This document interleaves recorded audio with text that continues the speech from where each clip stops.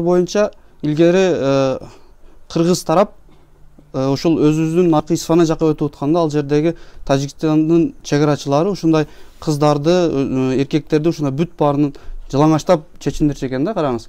Эми ошол кандай кыргыз элине кордук да, мындайча айтканда. Аны карап турган атасы болушу мүмкүн, агасы болушу мүмкүн, бир тууган мындай немелери болушу мүмкүн. Өтө кордук да, ал жактан өтүш керек, себеби ал жакта үйлөрү бар. Ал жака өтпөсө болбойт.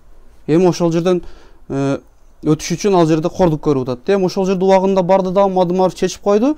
49 жылга да, мына ошол жерде чечип койду. Эми ошол чечкенди булар Мадымаровдун бийликке келишин каалабай, булар ушу Мадымаровду ошол көпүрөнү ушундай пиар кылып атат да. Өзүнө негизи ал жерде көпүрө не причем ал жердечи. Негизи ал жерде не причем, бул жерде алардын максаты Мадымаровду элге жаман атты кылыш, жана кийинки шайлоодо Мадымаровду бийликке алып келбеш да. Алар билип турат прекрасно, что кыргыз эли бүткүл даже 80-90% ушу Мадымаровду колдошунучу. Эми ошону колдоп келсе, ал президент болуп калбасын, биздин бүт былыктарыбыз чыгып калбасынан коркушуп, алар алдын ала шайлоого даярданышып атат да.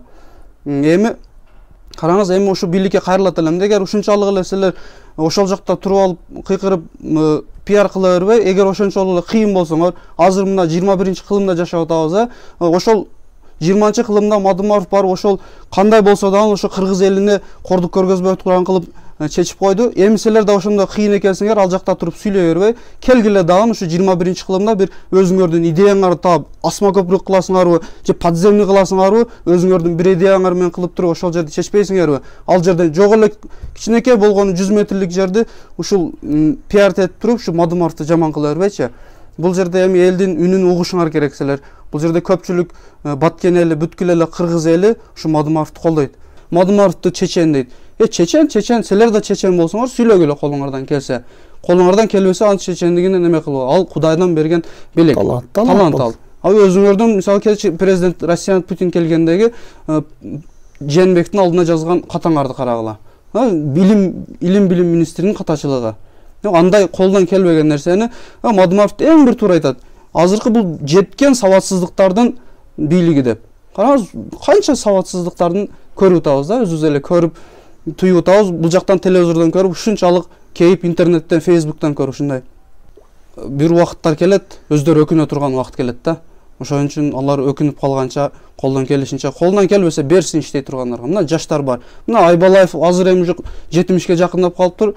Аксакалын коюп, мечитке каттап, намазын окуп эле жүрө турган аксакал келип алып эми губернаторлукка талашып, губернатор болом деп, ошол анын максаты ошол болуш керек. Же болбосо анын баласы, же болбосо туугандары бир жакшы бир акчалуу жерге ишке орношом, ушундай деген планда жүрүшөт да. Ошон үчүн Кудайдан берген талантты, молодец Мадымаров сүйлөйт, элдин талабын көтөрөт, жүрөктөн чыгарып сүйлөйт да. Эми ошондой болгондон кийин биз 80 бүт эле кыргыз эли колдойт аны. Садыр Жапаровду кандай камап атат, Текебаевди кандай камап атат да, караңыздар. Ал ак жеринен камалып отурат да, мисалы алар. Ак жеринен камалып отурат. Ошон үчүн биз алардын да чыгышын талап кылабыз. Мадымаров асылбагыла, өзүңөрдүн ишиңерди кылгыла дагы, мына карапайым элдин картошкасын, алмасын тезирээк сатып бергиле. Мына уже